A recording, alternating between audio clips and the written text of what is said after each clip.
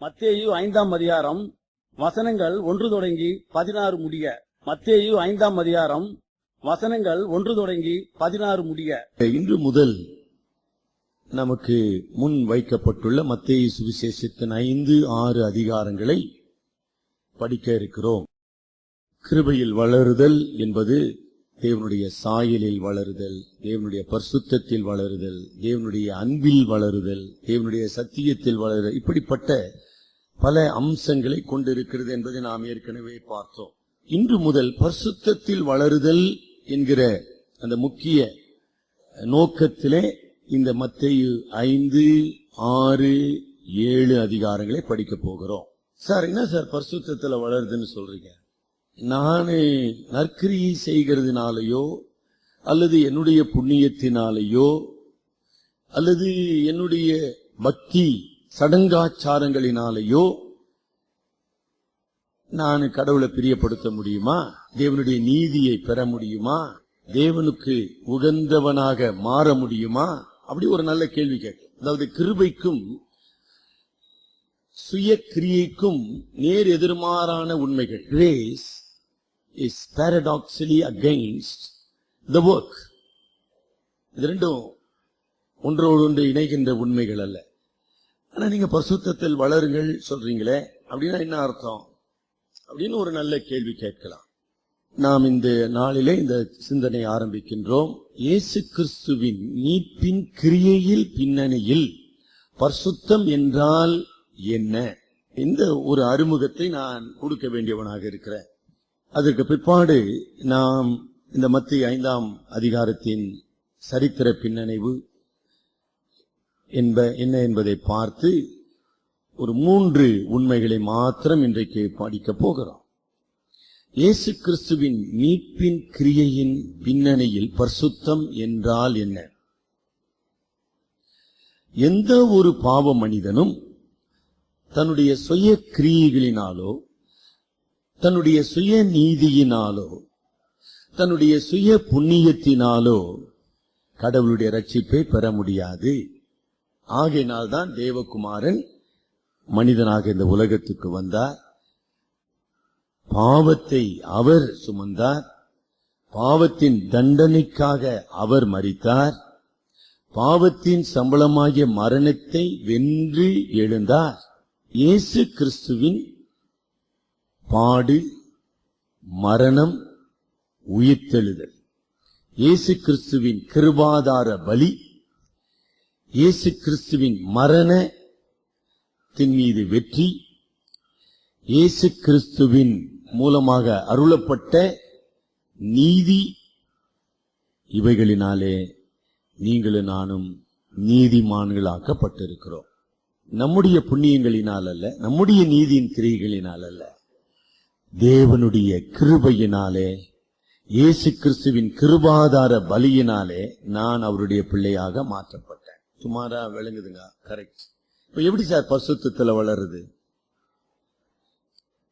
என்ன நீங்க சொல்றீங்க பரிசுத்தத்துல வளருதுன்னா என்னது? எந்த மனிதனுடைய பாவம் மன்னிக்கப்பட்டதோ அவன் நீதிமானாக்கப்பட்டவன்.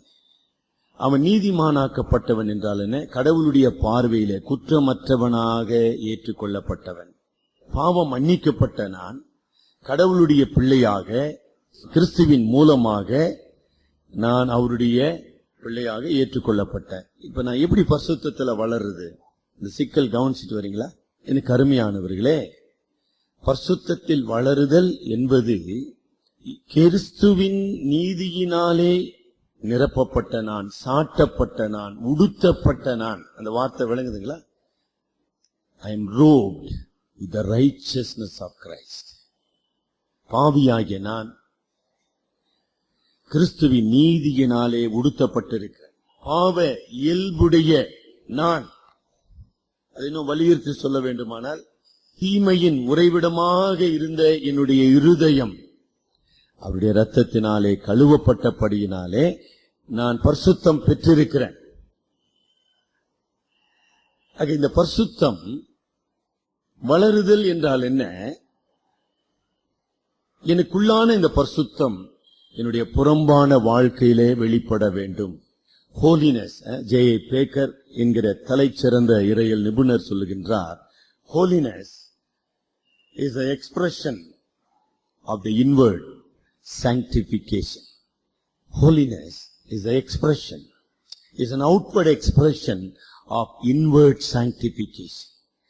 என்னுடைய உள்ளான மனிதனிலே உள்ள இயேசுவின் நீதி, இயேசுவின் பரிசுத்தம், பரிசுத்த ஆவியானவருடைய பிரசன்னத்தினாலே நிரப்பப்பட்ட நான் இந்த பரிசுத்தத்தை வெளி உலகத்திலே, எனக்கு வெளியே என்ன இருக்குது? பாவ உலகம். எனக்கு வெளியே என்ன இருக்குது? தீமையின் உலகம். எனக்கு வெளியே என்ன இருக்குது? பாவத்திலே வீழ்ந்து போன மனுக்குலம். அந்த மக்களோடு உறவு கொள்ளும் போது என்னுடைய பரிசுத்தம் வெளிப்பட வேண்டும். அதுதான் பரிசுத்தத்தில் வளருதல் என்று சொல்லுகிறோம். ஆக ஒரு ரட்சிக்கப்பட்ட விசுவாசியின் லட்சியம் என்ன? நான் கிறிஸ்துவின் சாயலை போன்று மறுரூபமாக வேண்டும். அதான் நம்முடைய சாயல். கிறிஸ்து ஏன் என்னை ரட்சித்தார்? சும்மா ரட்சித்து அப்படி விட்டுல, அவருடைய சாயலாக மறுரூபமாக்கப்பட. அந்த மறுரூபமாகுதல் என்கிற அந்த நிகழ்வுமா பரலோகத்தில் நடக்கலங்க. பாவமற்ற பரலோகத்தில் அல்ல, தேவ தூதர்களுடைய சன்னிதானத்தில் அல்ல, பரிசுத்த சிங்காசனத்தின் முன்னணியில் அல்ல, பாவ உலகத்திலே நான் பரிசுத்தமாக்கப்பட வேண்டும். கடவுளை ரட்சித்தார். Praise the Lord. 100 இல்லங்க, 100 கோடி முறை நீங்க அல்லேலூயா சொல்லுங்க, ரொம்ப நல்லது. Nothing wrong.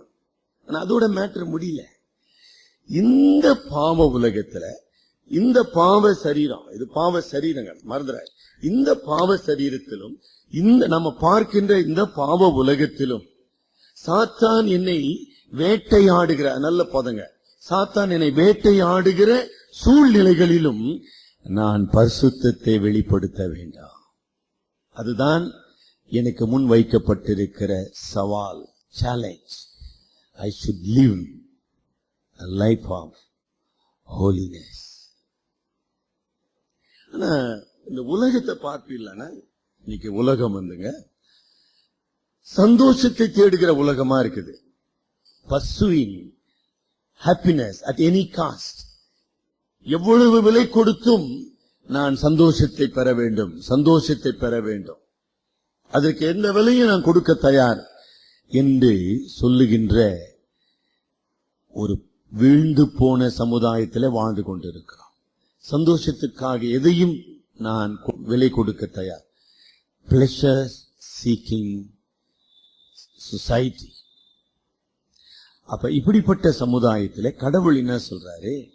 நீ பரிசுத்தத்தை தேடுகிறவனாக வாழ், பரிசுத்தத்துக்காக எப்படிப்பட்ட விலையும் கொடுக்க தயாராகிறேன்ற. அதுதான் மத்தேயு 5ஆம் அதிகாரத்தின் ஆரம்ப பகுதி. சார் சந்தோஷத்தை எப்படி சார் பெறலாம்? நிறைய பணம் இருக்கணும் சார், நிறைய பணம் இருக்கணும், வசதி இருக்கணும், அதெல்லாம் இருந்தா I can be happy man. நீங்க இந்த மத்தேயு 5ஆம் அதிகாரத்தின் முதல் 11 வசனங்களை குட் நியூஸ் பைபிள்ல வாசிப்பீர்களால், happy is the man, happy is the man என்று சொல்லப்பட்டிருப்பதை நீங்க பாப்பீங்க. பரலோக ராஜ்யத்தினுடைய உண்மைகள் பாவ உலகத்தினுடைய மதிப்பீடுகளுக்கு வித்தியாசமானவைகள். அதை ரெண்டுத்தையும் புரிஞ்சு கொள்ளுங்க. அந்த பின்னணியில தான் இதை படிக்க போகிறோம். இந்த பாவ உலகம் சந்தோஷத்துக்காக எதையும் விலை கொடுக்க ஆயத்தமா இருக்கு, எதையும் விலை கொடுக்க ஆயத்தம். ஆனால் தேவனுடைய பிள்ளைகள் பரிசுத்தத்துக்காக எதையும் விலை கொடுக்க ஆயத்தமா இருக்கிறாங்க. அப்ப நீங்க எந்த வகுப்புல இருக்கிறீங்க, எந்த பிரிவுல இருக்கிறீங்க? ஆக பரிசுத்தத்தில் வளருதல் என்றால் என்ன?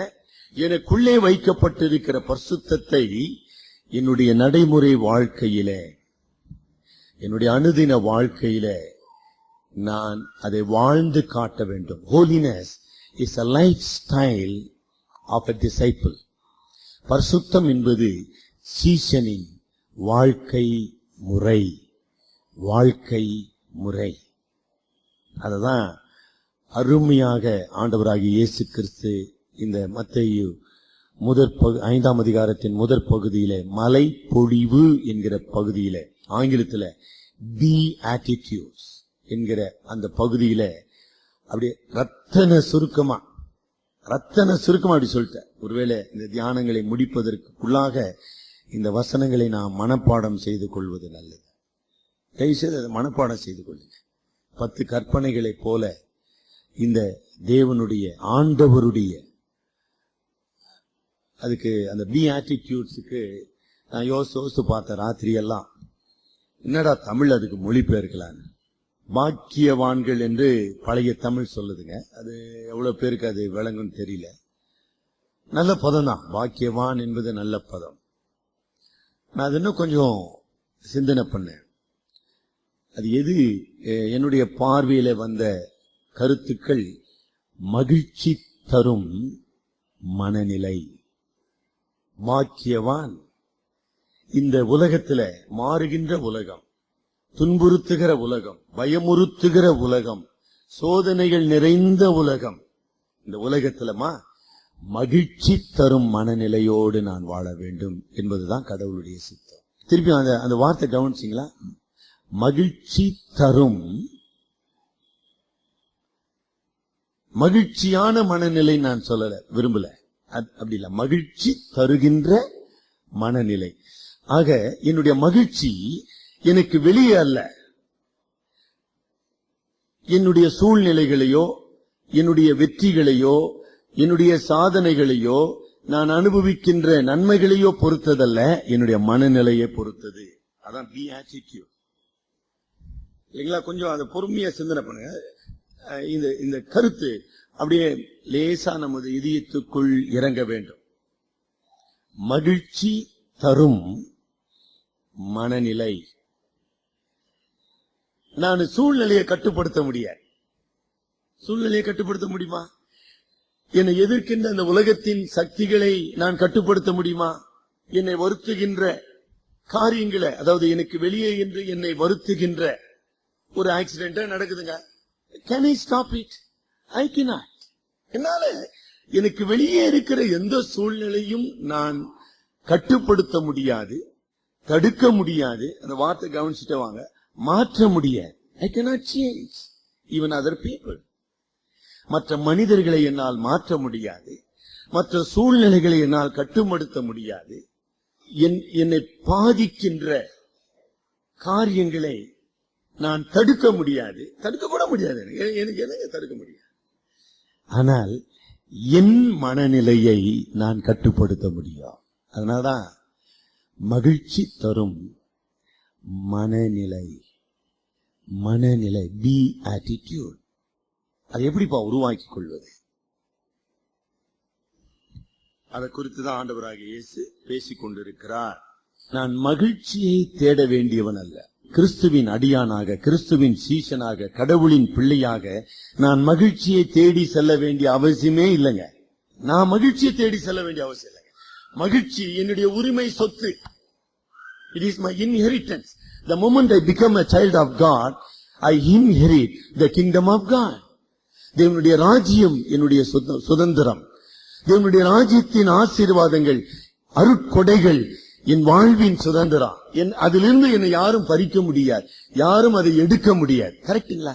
ஆகவே மகிழ்ச்சிக்காக நான் ஓடி அலைய வேண்டிய அவசியம் கிடையாது.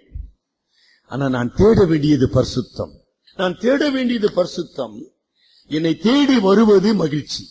கலாத்தியர் 5ஆம் அதிகாரம் 22 படிங்க. ஆவியின் கனியோ அன்பு. அடுத்தது, நீ ஏன் சந்தோஷத்தை தேடினுக்கிற? It is none of your business. It is a gift of the Holy Spirit. என்றைக்கு நீ கிறிஸ்துவின் பிள்ளையாக, என்றைக்கு நீ அவருடைய விலைமதிக்க முடியாத அன்புக்குரியவனாக மாற்றப்பட்டாயோ, அன்றைக்கு சந்தோஷம் உன்னுடைய உரிமை சொத்து. ஆனா நீ அதை இழந்தவனாக, பறிகொடுத்தவனாக இந்த உலகத்தின் சந்தோஷத்தை தேடிக்கொண்டிருக்கிறாயே, அப்பதான் நீ பரிதாபத்துக்குரியவனாக மாறுகிறாய். சந்தோஷத்தை நீ தேடி போக வேண்டிய அவசியமே இல்லைங்க. எனக்கு அருமையான சகோதர சகோதரிகளே, நான் தேட வேண்டியது பரிசுத்தம். என்னை தேடி வருவது மகிழ்ச்சி. ஆனா சார், நான் சந்தோஷத்தை தேடி கொண்டு இருக்கிறேன்னா அந்த லூக்கா 15ஆம் அதிகாரத்துல அவனுடைய இளைய மகன் சந்தோஷத்தை தேடி போனான் பாருங்க. போய் கடைசியில பண்ணி மேய்க்கிறவனா போனான் பாத்தீங்களா? அப்படிதாங்க ஆயிட்டேன் நம்ம நிலை. நான் சந்தோஷத்தை தேடி போக வேண்டியவன் அல்ல. கடவுள் எனக்கு கொடுத்த அழைப்பிலே அவருடைய பிள்ளையாக, அவருடைய மகனாக, அவருடைய சன்னிதானத்திலே அவருடைய உரிமைக்கு வாரிசாக நான் வாழ வேண்டாமா? The moment I became or I returned to his kingdom, என்னுடைய தகப்பன் வீட்டிலே, என்னுடைய தகப்பன் வீட்டுக்கு தகப்பனுடைய வாரிசாக, தகப்பனுடைய அன்புக்குரியவனாக நாங்க வந்துட்டேன்னு வச்சுங்க, சந்தோஷம் என்னுடைய உரிமை சொத்து. நான் சந்தோஷம் தேடி போக வேண்டிய அவசியம் இல்லை. அதுல நிறைய சிக்கல் இருக்குதுங்க. ரைட். இந்த சின்ன முகவரியோடு நம்ம இந்த மத்தேயு 5ஆம் அதிகாரத்துக்கு போகிறோம். இந்த ஆண்டவருடைய மலை பொழிவை நாம் அணுகும்போது அதை புரிந்து கொள்ள 4 வழிகள் உண்டுங்க. இந்த 4 வழிகளை இன்றைக்கு உங்களுக்கு நான் அறிமுகப்படுத்துறேன். 4 வழிகளில் அதை புரிந்து கொள்ளலாம். என்ன சார் அந்த 4 வழிகள்?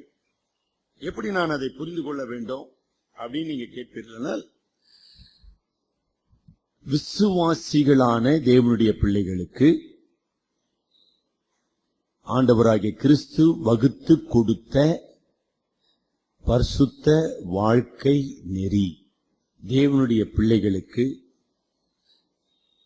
கிறிஸ்து வகுத்து கொடுத்த ஒழுக்க நெறி மட்டுமல்ல. ஒழுக்க நெறி நல்ல வார்த்தைங்க, அதை விட பெரிய வார்த்தை பரிசுத்த நெறி. அதான் இந்த மலை பொழிவு. வெறும் 11 வருஷம், 5ஆம் அதிகாரம், 6ஆம் அதிகாரம், 7ஆம் அதிகாரம், பரிசுத்த நெறி. ஆக இதை நான் தெரிந்து கொள்ளவில்லைங்க. யாருக்குப்பா அந்த பரிசுத்த நெறி? கடவுளை அறியாதவர்களுக்கு அல்ல, மகாத்மா காந்திக்கு அல்லங்க. மகாத்மா காந்தி சொன்னாரு நான் அதை பின்பற்றேன்னு. அவரால் பின்பற்ற முடியவில்லை, பின்பற்ற முடியாதுங்க. அது அவருக்கு கொடுக்கப்படல. தேவனுடைய பிள்ளைகளுக்கு, இயேசு கிறிஸ்துவின் ரத்தத்தினால மீட்கப்பட்டவர்களுக்கு, தேவனுடைய சாயலாக மறுரூபமாக்கப்படுகிறவர்களுக்கு, தேவனுடைய ராஜ்யத்தின் பிள்ளைகளுக்கு. இது எல்லாருக்கும் இல்ல, அது எல்லாருக்கும் புரியாது. அவன் பரியாசம் பண்ணுவான், அவன் பைத்தியக்காரன் சொல்லுவான், சொல்லிட்டு போறான். அதை பத்தி சார், மலை பொழிவு யாருக்கு? கடவுளுடைய பிள்ளைகளினுடைய பரிசுத்த நெறி. அடுத்தது நம்ம என்ன சொல்லலாம்? அப்படி நான் இதை புரிந்து கொள்ள வேண்டும். இதை நான் தெரிந்து கொள்ளல. நல்லா கவனிச்சீங்களா? நான் இந்த உலகத்துல ஒரு பாவியாக பிறந்து, பாவ உலகத்திலே பாவத்தை நேசித்து, பாவ வழிகளிலே ஓடிக்கொண்டிருந்தவன். It is not my choice to become a child of God. நான் கிறிஸ்துவின் பிள்ளையாக மாறுவது என்பது கூட என்னுடைய தேர்ந்தெடுப்பு அல்ல, தேவனுடைய கிருபை. அது தேவனுடைய கிருபை என்னை தெரிந்து கொண்டது, தேவனுடைய கிருபை என்னை மீட்டுக் கொண்டது, தேவனுடைய பரிசுத்தாவியானவருடைய ஆலயமாக நான் மாற்றப்பட்டிருக்கிறேன். இப்போ நான் நடக்கும்படியாக, இந்த பாவ உலகத்திலே நான் நடக்கும்படியாக கடவுள் வகுத்து கொடுத்த நெறி இந்த பரிசுத்த நெறி. It is not my choice. இது என்னுடைய தேர்ந்தெடுப்பு அல்ல. நான் அதை செய்ய முடியாது. இப்ப படிக்க போறோம். உங்களால முடியுமான்னு பாருங்க. இல்ல இது வரைக்கும் சார் நான் 30 வருஷம் கிறிஸ்தவன் சார், நான் 40. ரொம்ப சந்தோஷங்க. நீங்க இதை கடைபிடிச்சிருக்கீங்களான்னு பாரு. முடியாத ஒரு விஷயம். அது இன்னொரு கருத்துல அதை சொல்ல வேண்டுமானாலுமா, பழைய ஏற்பாட்டில் ஆண்டவர் மோசையின் மூலமாக இஸ்ரவேல் ஜனங்களுக்கு, அதாவது எகிப்தின் அடிமைத்தனத்திலிருந்து மீட்கப்பட்ட இஸ்ரவேல் ஜனங்களுக்கு இந்த 10 கற்பனைகளை கொடுத்தார். யாராச்சும் அதை நிறைவேற்றினாங்களா? இல்ல, இல்லைங்களா? அப்ப பழைய உடன்படிக்கையில, உடன்படிக்கையின் சூழ் அமைவில கடவுளுடைய பரிசுத்த கற்பனைகளை எந்த ஒரு பாவ மனிதனும், மோசே உட்பட, அதை கொடுத்தோமோ மோசேங்க, மோசே உட்பட ஒரு மனிதனும் அதை நிறைவேற்றவில்லை. அப்படின்னா சார் வேஸ்டா சார்? அது சார் கடவுள் நான் ஏதோ ஒரு தப்பா செஞ்சிட்டாரா? இல்ல இல்ல இல்ல, அப்படி இல்ல. அதனுடைய நோக்கம், எந்த ஒரு மனிதனும் தன்னுடைய சுய நீதியினாலே, தன்னுடைய சுய புண்ணியத்தினாலே கடவுளை திருப்திப்படுத்த முடியாது என்பதை உணர்த்துவதற்காக கொடுக்கப்பட்ட நீதி சட்டங்கள். புதிய உடன்படிக்கையில நம்ம மத்தியில நின்று கொண்டிருக்கிறோம். புதிய உடன்படிக்கை இயேசு கிறிஸ்துவுக்குள்ளாக, புதிய உடன்படிக்கை இயேசு கிறிஸ்துவின் நீதியினாலே, புதிய உடன்படிக்கை இயேசு கிறிஸ்துவின் பலத்தினாலே, புதிய உடன்படிக்கை எனக்குள்ளே வைக்கப்பட்டிருக்கிற தெய்வ சக்தி ஆகிய பரிசுத்த ஆவியினாலே. அப்ப பழைய உடன்படிக்கையில எது முடியாமல் போனதோ அது புதிய உடன்படிக்கையிலே முடியப்பட வேண்டும். அதற்காக தான் அது கொடுக்கப்பட்டு. பழைய உடன்படிக்கையில பாவம் மனிதன் தேவனுடைய நீதி சட்டங்களை நிறைவேற்ற முடியவில்லை என்பது உண்மை. ஆனா புதிய உடன்படிக்கையில தேவனுடைய கிருபையினாலும் இயேசு கிறிஸ்துவின் பலத்தினாலும் பரிசுத்த ஆவியின் வல்லமையினாலும் அவன் நீதி உள்ளவனாக வாழ முடியும் என்பதை வாழ்ந்து காட்டுவதற்காக மலைப்பொழிவு கொடுக்கப்பட்டது. எவ்வளவு உன்னதமான நிலை பார்த்தீங்களா? எவ்வளவு உன்னதமான நிலை. கொஞ்ச நேரம் யோசனை. ஆமா, ஒரு நாள் மோசையை நம்ம சந்திப்போம். மோசைக்கு கொடுக்கப்படாத கிருபை. எவ்வளவு தீர்க்கதரிசிகள் பழைய அவர்களுக்கு கொடுக்கப்படாத கிருபையை தேவன் உங்களுக்கும் எனக்கு கொடுத்து நாம் தேவனுடைய ராஜ்யத்தின் மக்களாக அவருடைய நீதியை வெளிப்படுத்துகிறோம். நீதியை சம்பாதிக்கிறோம் அல்ல, நீதியை உருவாக்குகிறோம் அல்ல, நீதியை வெளிப்படுத்துகிறோம். இவ்வளோ பெரிய கிருபைக்குள்ளாக நீங்களும் நானும் கொண்டு வரப்பட்டிருக்கிறோம். அடுத்தபடியாக இந்த மலை பொழிவுகளை நாம் சிந்திக்க முற்படும் போது நம்முடைய நினைவிலே வைத்திருக்க வேண்டிய உண்மை, பரலோக ராஜ்யத்தின் மதிப்பீடுகள், the kingdom values are totally contradictory to the worldly values. பரலோக ராஜ்யத்தின் மதிப்பீடுகள் பாவ உலகத்தின் மதிப்பீடுகளுக்கு எதிரானவைகள், மாறானவைகள், எதிர்மாறானவைகள். It is contradictory. பல ஆண்டுகள் கிறிஸ்தவர்களாக இருக்கலாம், அதுல ஒன்னும் ஆட்சேபனை இல்லை. நாம் தேவனுக்கு கீழ்ப்படுகிற பிள்ளைகளாக நம்ம கூட இருக்கலாம். ஆனா அநேக நேரத்தில் நம்முடைய மதிப்பீடுகளை தவறாக கொண்டிருக்கிறோம். இந்த உலகத்துக்கு அடுத்த மதிப்பீடுகளை நாம் பின்பற்ற முற்படுகிறோம். தேவனுடைய ராஜ்யத்தின் மதிப்பீடுகள், the kingdom values, தேவனுடைய ராஜ்யம் என்று சொல்வது உண்மையானது, அதுதாங்க மெய்யானது. Kingdom is a reality, world is vanity. தேவனுடைய ராஜ்யம் நிலையானது. இந்த பாவ உலகம், நீங்களும் நானும் பார்க்கிற இந்த உலகம் மாயையானது. தேவனுடைய ராஜ்யம் நித்தியமானது, இந்த உலகம் தற்காலிகமானது. ஆக நான் தேவனுடைய ராஜ்யத்தின் மகன் சார், நான் கடவுளுடைய பிள்ளை என்று சொல்வேனானால் என்னுடைய மதிப்பீடுகள் கடவுளுடைய ராஜ்யத்துக்குரியவைகளாக இருக்க வேண்டும், இந்த உலகத்துக்கு அடுத்தவைகளாக இருக்கக்கூடாது. அந்த மத்திய 19ஆம் அதிகாரத்துல ஒரு பணக்கார வாலிபன் ஆண்டவரிடத்துல வந்தான். அவன் பணக்காரன், அவன் ஜபாலய தலைவன், அவன் ஒரு பரிசேயன். அந்த வார்த்தைலாம் உங்களுக்கு புரியுதா? யூத நம்பிக்கையின்படி பணக்காரன் என்பவன் தேவனுடைய சிறப்பான நன்மையை பெற்று வந்த இஸ்லாமியர் நம்புற மாதிரிங்க. The rich are the favored people of God. நம்ம முஸ்லிம் நண்பர்கள் இருக்கிறாங்க இல்லையா, அவங்க கிட்ட நான் பல முறை முஸ்லீம்களை பத்தி உங்களோடு பேசுறேன். தயவு செய்து அவங்களோட நீங்க பேசுங்க, அவங்களுடைய கருத்துக்களை அறிஞ்சு கொள்ளுங்களேன். நீங்க ஒன்னும் முஸ்லீமா மாற விரும்பல அப்படி நினைக்கிறான் அவன். சார் கடவுள் என்ன ஆசீர்வதிச்சுக்கிறா சார், பெரிய கோடீஸ்வரனாக்குறேன் சார் அப்படிங்களா? நான் பெரிய கோடீஸ்வரனா இருப்பது கடவுளுடைய ஆசீர்வாதமா? அது உலக மதிப்பீடு. It's a worldly value. அந்த பணக்காரன் நினைச்சா நான் பெரிய, அவன் மிகுந்த ஆஸ்தி உள்ளவனாக இருந்தபடியினால் உனக்குள்ளது எல்லாவற்றையும் விற்று தரித்திரருக்கு கொடுத்து விட்டு ஒரு தரித்திரனாக என்னை பின்பற்றி வான் தானே சொன்னாரு. அவனால் அது முடிவே இல்ல. He had a worldly value. பணத்தை எடுத்துட்டா என்னை யார் சார் கோடீஸ்வரன் கூப்பிடுவான், என்னை யாரு லட்சாதிபதினு கூப்பிடுவாங்க. என்ன நீங்க பணத்தை முதலுக்க மோசம் பண்றீங்களே, நீ என்னுடைய மதிப்பே லட்சத்துலதான் சார் இருக்குது, நீங்க என்ன தப்பா பேசுறீங்களான்னு சொன்னான் இயேசுக்கு. அதாவது திருநெல்வேலிக்கு அல்வான்ற மாதிரிங்க ஆண்டவருக்கு ஆலோசனை கொடுக்கிறான். சாமி நான் எவ்வளவு பெரிய பணக்காரன், நீ ரொம்ப வாய் கூசாத 2 வாரத்துல கூத்துட்டு அப்படியே வாழ்ற, இது நான் நடுக்கிற விஷயமா இது? அவனால முடியல. அந்த வசனம் எப்படி முடியுது? அவன் மிகுந்த துக்கத்தோடு திரும்பி போய்விட்டான். he cannot understand the kingdom values. அவனுடைய மதிப்பீடுல காணாத பரலோக ராஜ்யம், அதனுடைய நித்தியம், அதனுடைய மேன்மை அவனுக்கு புலப்படவில்லை. ஆகவே இல்லைங்களா, அழிந்து போகிற இந்த உலகத்துக்குரியவைகளுமா, அழிந்து போகிற இந்த உலகத்துக்குரியவைகளை அழியாத மகிமைக்காக விட்டுவிட அவனுக்கு மனம், அவன் இயேசுவை பின்பற்றவில்லை. ஆக இந்த கண்ணோட்டத்துல இந்த 5, 6, 7 அதிகாரங்களை படிக்க போகிறோம். சரிங்களா? மூன்றாவது கண்ணோட்டம். இதை எப்படி சார் படிக்கணும்? நீங்க என்னை விட நீங்க வேகமா படிக்கலாம், ஒரு பிரச்சனை இல்லை.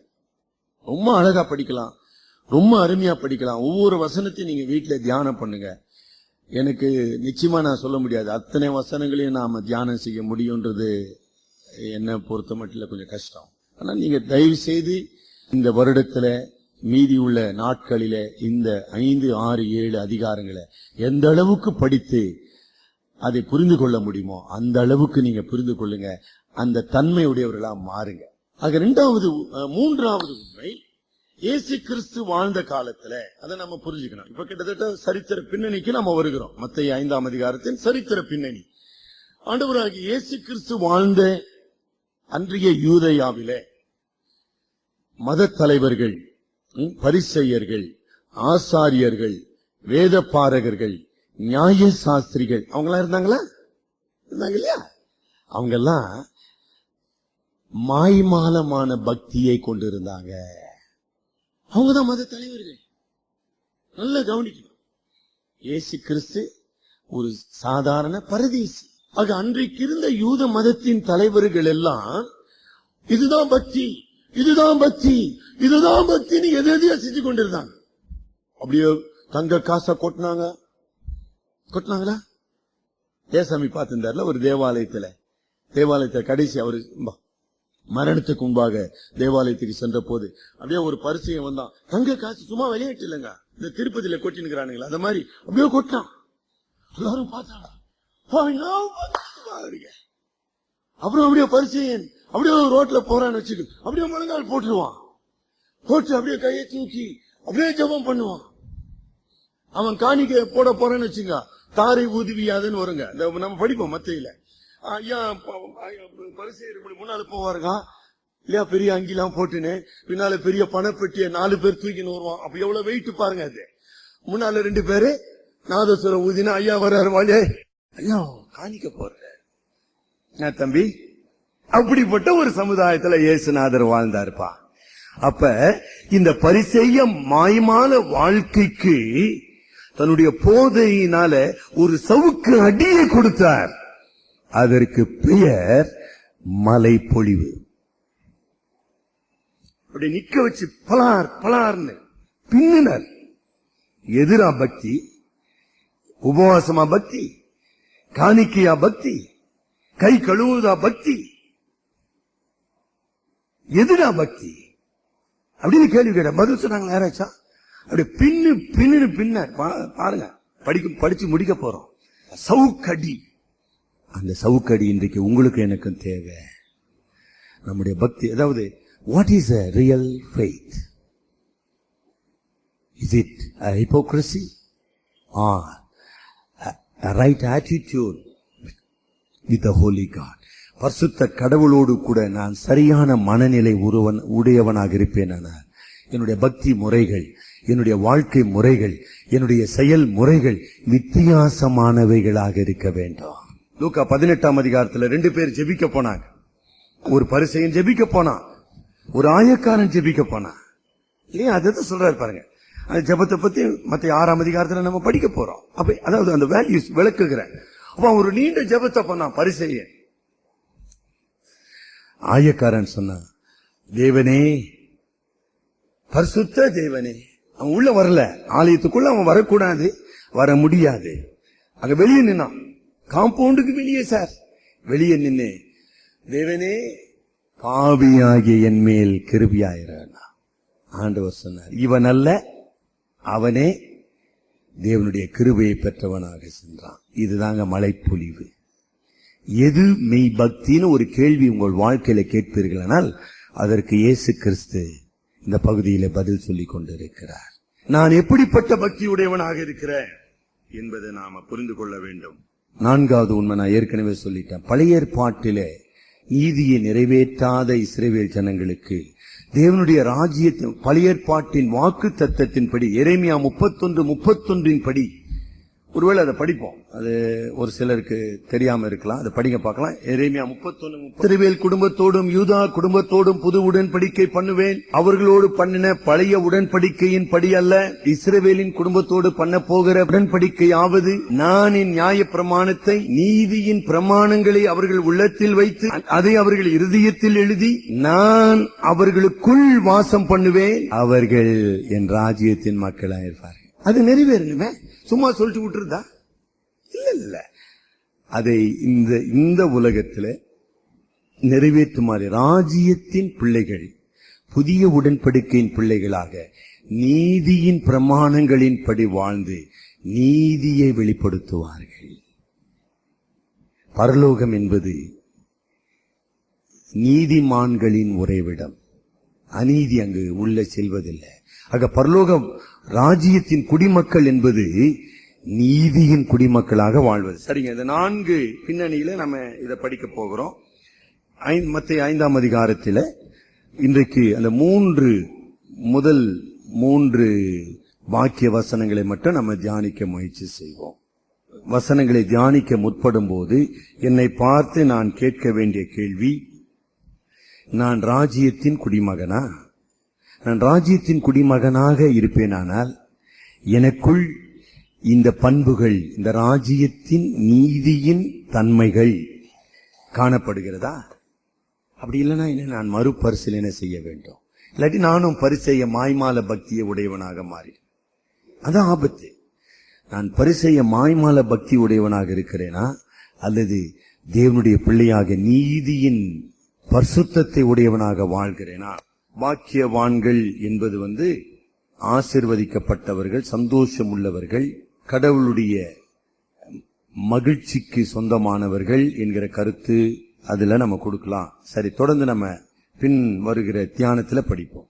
இந்த முதல் 3 வாக்கிய வசனங்களிலே 3 ஆவிக்குரிய பண்புகள் வலியுறுத்தப்படுகின்றன. முதலாவது பண்பு ஆவியில் எளிமையுள்ளவர்கள். 2வது பண்பு துயரப்படுகிறவர்கள். 3வது பண்பு சாந்த குணமுள்ளவர்கள்.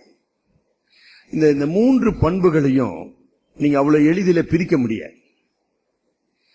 ஆண்டவராகிய இயேசு கிறிஸ்து இந்த மலைப்பொழிவில 7 பண்புகளை சொல்லிட்டு, 7 என்பது யூதர்களுக்கு ஒரு பூரண நிலை. கடவுளினுடைய ராஜ்யத்தின் மக்கள் பூரண நிலையை அடையும்படி, பூரணர்களாக வாழும்படி கடவுள் வகுத்திருக்கிற பரிசுத்த நெறி. அதை நாங்க புரிஞ்சுக்கொள்ள 7 பண்புகளை அவர் விளக்க, அந்த 7க்குள்ள எல்லாத்தையும் கொண்டு வந்துடுறார். சொல்லிட்டு அவர் என்ன சொல்றாரு, இந்த முதல் 3 பண்புகள் ஒன்றோடு ஒன்று இணைந்ததுங்கம்மா. ஆவியில் எளிமையுள்ளவர்கள் அப்படின்னா என்ன சார்? நல்லா ஞாபகம், இந்த உலகத்தின் ஏழைகள்னு சொல்லலைங்க. அது poor in spirit, not poor economically. அப்படி இல்ல, உலகத்தின் ஏழைகளை அது குறிப்பிடவில்லை. ஆவியில் எளிமையுள்ளவர்கள், அதோடு கூட இணைந்தது துயரப்படுகிறவர்கள். ஆமா, ஆவியில் எளிமை உள்ளவனுக்குள்ள கட்டாயமா துயரம் இருக்க வேண்டும். அதை நம்ம பார்ப்போம். என்ன சார் அதுன்னு பார்க்க, அப்படி துயரப்படுபவர்கள் ஆற்றப்பட வேண்டும். இப்படி எளிமையும் துயரமும் உள்ளவர்கள் அவங்க சாந்தமா தான் இருக்க முடியும், வேற வழியாவே இருக்க முடியாது. அது 3 இணைந்த ஒரு பண்புகள். என்ன சார், ஏன் ஆண்டவராகிய இயேசு கிறிஸ்து தம்முடைய போதனையை ஒரு தீர்க்கதரிசியாக தம்மை வெளிப்படுத்துகிறார், தீர்க்கதரிசனத்தின் நிறைவேற்றமாக இருக்கிறார் இல்லீங்களா? ஒருவேளை 24ஆம் அதிகாரம் 25ஆம் வசனம், 4ஆம் அதிகாரம் மத்தேயு 4:25, கலிலேயாவிலும் கோப்போலியும் எருசலேமிலும் யூதேயாவிலும் யோர்தானுக்கு அப்புறத்திலும், ஆமா 24ஆம் வசனத்துல பார்ப்பீர்களானால் அவருடைய கீர்த்தி சீரியா. ஆக இவ்வளோ இடத்துல இருந்து ஆயிரக்கணக்கான மக்கள் வந்துட்டாங்க. அந்த ஆயிரக்கணக்கான மக்கள் கடவுளுடைய வழி என்ன, பக்தி மார்க்கம் என்ன, அவளுடைய வாழ்க்கையில ஒரு வெற்றிடம் இருந்தது. அந்த பணக்காரன் சொன்னான், நான் கற்பனையை கை கொண்டேன், நான் ஆலயத்துக்கு ஜப ஆலயத்துக்கு போனேன், நான் உபவாசம் பண்ணேன், நான் காணிக்க கொடுத்தேன், என்னென்னமோ செஞ்ச ஆண்டவரே போதகரே, ஆனா நான் பரலோகம் போவேனான்னு நிச்சயம் இல்லையே அப்படின்னு சிந்திக்கிற மக்கள் நிறைய பேர் இருந்தாங்க. பரலோகம்னு ஒண்ணு இருக்குதுன்னு நான் நம்புறேன், ஆனா போகிற வழி எனக்கு தெரியலையேன்னு திகைத்துக் கொண்டு இருந்த மக்கள் நிறைய பேர் இருந்தாங்க. புரியுதுங்களா? ஆக மக்களுடைய தேவை என்ன, ஆவிக்குரிய தேவை என்ன, அவருடைய ஆவிக்குரிய பிரச்சனை என்ன? ஆக அப்படிப்பட்ட மக்களுக்கு ஆண்டவராகிய கிறிஸ்து இந்த மலை பொழிவை அருளுகின்றார். அட்டஸ்டேஜ் அப்படியே 5, 6, 7 அதிகாரங்கள் தொடர்ந்து பேசப்பட்டது. அப்படி என்ன சொல்றதுங்க, அது திருவாய் மலர்ந்து அவ்வளவு என்னதுங்க பக்தி வினயத்தோடு கூட கிறிஸ்து போதிக்கிறார். அப்ப ஏன் இங்க ஆரம்பிக்க வேண்டும் சொல்லுங்க? ஒன்று மனிதனுடைய, அதாவது அன்றைய மக்கள் மாத்திரல்ல, இன்றைய மக்களுடைய ஆவிக்குரிய பரிதாபமான நிலை, வறட்சியான நிலை, கடவுளை அறியாத காரணத்தினாலே, கடவுளோடு உறவு கொள்ளாத காரணத்தினாலே, கடவுளுடைய அன்பை ருசிக்காத காரணத்தினாலே, கடவுளுடைய இரக்கத்தையும் பலத்தையும் பெறாத காரணத்தினாலே மனிதனுக்குள்ள என்னமா இல்ல, ஆவிக்குரிய சத்துவம் இல்லை, ஆவிக்குரிய பலம் இல்லை, ஆவிக்குரிய திடம் இல்லை. சரிங்களா? அது ஒரு நிலை. அது மட்டும் நிலை இல்லைங்க. அடுத்த நிலை, மனிதன் இந்த உலகத்தில் பிறந்து வளருகின்ற எந்த ஒரு மனிதனும் எப்படிப்பட்டவனா இருக்கிறான்? பெருமையுடையவனாக இருக்கிறான். பெருமை, கடவுளை எதிர்க்கிற கலக குணம். 3, கடவுளின்றி வாழ முடியும் என்று நினைக்கின்ற நிலை. The prevailing atheistic or secularistic, humanistic view of man. 3 தத்துவங்கள், நாத்திகம், மனிதத்துவம், இந்த உலகம் சார்ந்த செக்குலர் மனிதனுடைய நிலை, கம்யூனிஸ்ட், அப்படி போன்ற தத்துவங்கள் நிலையில மனிதன் நிறைவுள்ளவன், மனிதன் அவனாகவே கடவுளுடைய உதவியின்றி வாழ முடியும். He can live independently of God. கடவுள் தேவை கிடையாது, கடவுளுடைய உதவி தேவை கிடையாது, கடவுளுடைய கிருபை தேவை கிடையாது, கடவுளுடைய அன்பு எனக்கு தேவையில்லைப்பா. I don't need God. நானாக வாழ முடியும், நானாக நல்லவனாக வாழ முடியும். அந்த பணக்கார வாலிபன் சொன்னது போல நானாக புண்ணியமா செய்ய முடியும். அவன் கடவுளை எதிர்க்கிறவனாக மாறுகிறான்.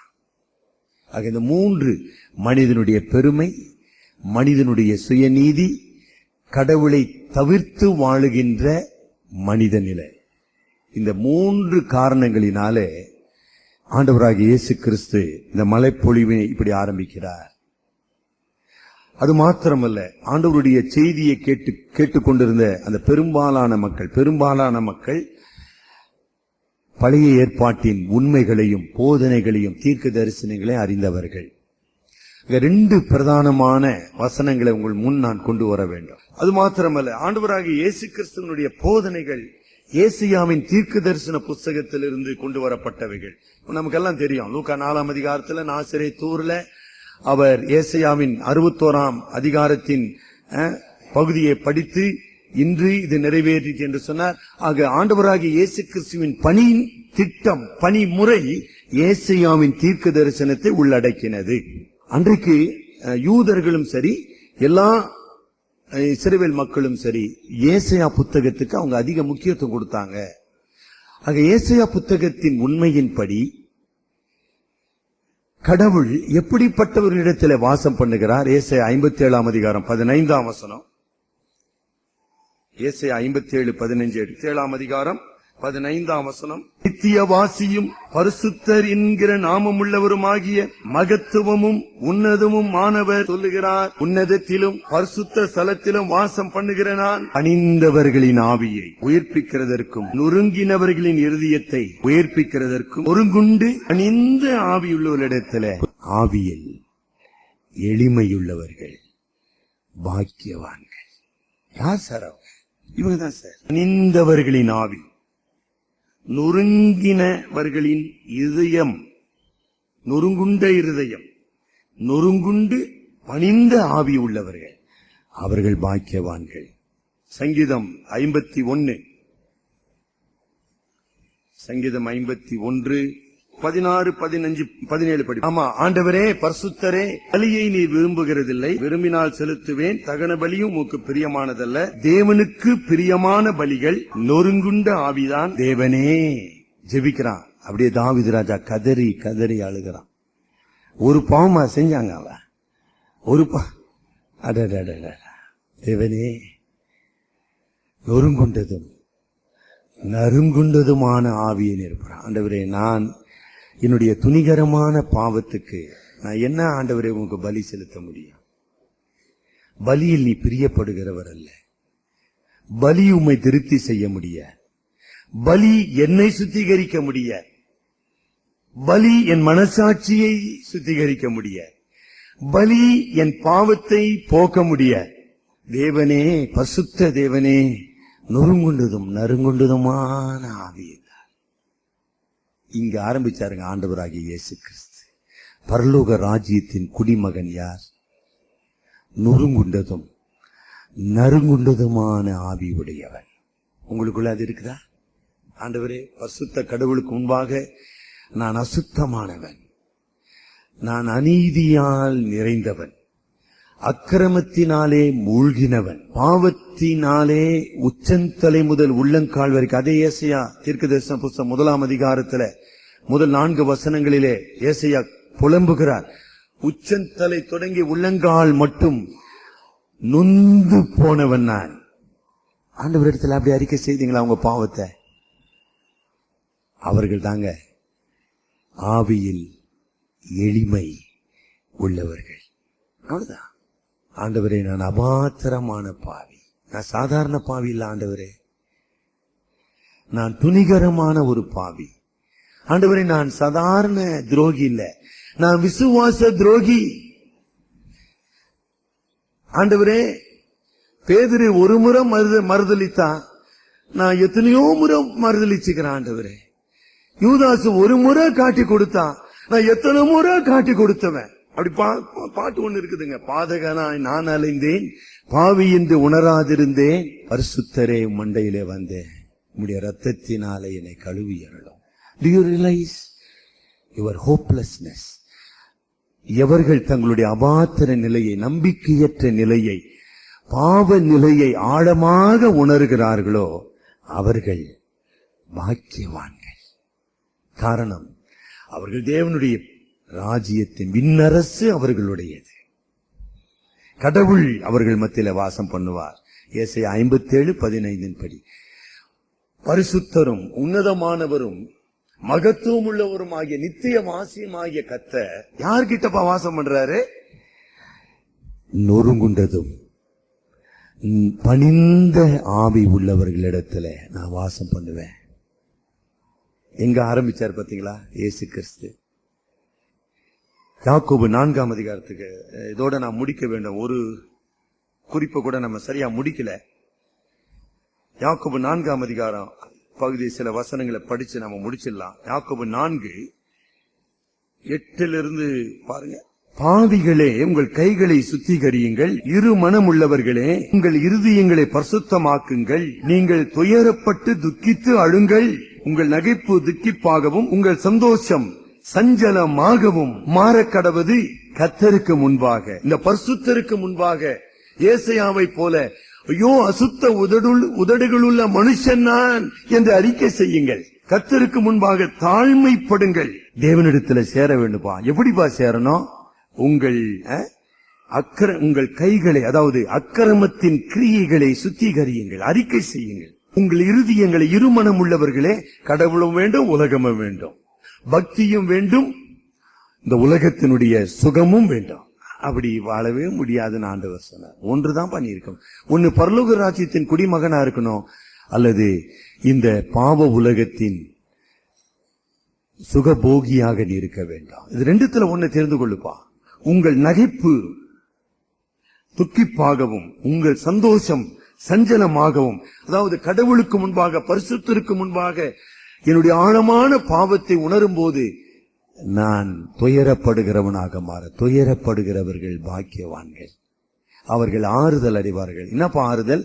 மகனே, அந்த பெரும்பாடுள்ள ஸ்திரீ வந்தா மார்க் 5ஆம் அதிகாரத்துல இல்லையா? பெரும்பாடுள்ள ஸ்திரீ, மகளே உன் பாவம் மன்னிக்கப்பட்டதுமா, இனி பாவம் செய்யாத, நீ சுகமாயிரு. யோவான் 8ஆம் அதிகாரத்துல விபச்சாரத்திலே கண்டுபிடிக்கப்பட்ட பெண்ணு அங்கு கல்லெறிந்து கொல்லப்பட நிறுத்தப்பட்டா. மகளே, நான் பியூட்டிஃபுல், மகளே நான் உன்னை மன்னிக்கிறேன், இனி பாவம் செய்யாத. துயரப்படுகிறவர்கள் ஆறுதல் அடைவார்கள். அவங்களுக்கு தான்ப்பா, எல்லாருக்கும் இல்லையே. எல்லாரும் ஆறுதல் அடைய மாட்டாங்க. எப்படிங்க அடைய முடியும்? அவங்க துயரவே படலைங்களே.